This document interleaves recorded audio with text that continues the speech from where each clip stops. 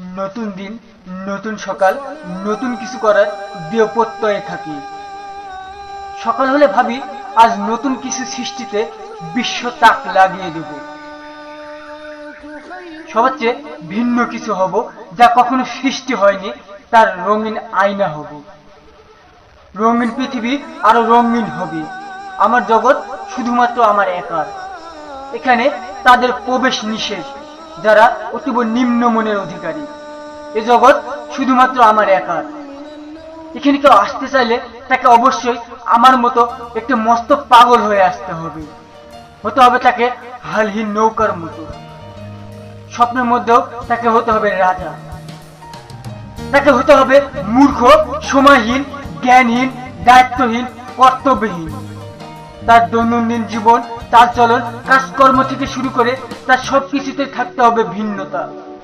তাকে ৮-১০টা মানবের মতো জীবনযাপন চলাচল করলে হবে না। তাকে হতে হবে সবকিছু থেকে আলাদা। সকাল হলে সৃষ্টিকর্তার স্মরণে তার দেহ মন অন্তর সঁপে দিতে হবে। তাকে হতে হবে পলকহীন পক্ষীর মতো। কারো চোখ দেখলে সে বলে দিবে সে কি চায়। চোখের পাপড়ি বলবে তার দৃষ্টি কোথায়। ঠোঁট দুটো বলে দিবে তার পরবর্তী বাক্য কি হবে। চিবুকের চাহনি বলে দিবে তার চাওয়াটা কি। হাতের নরণচরণ বলে দিবে তার গতিবিধি কোন দিকে।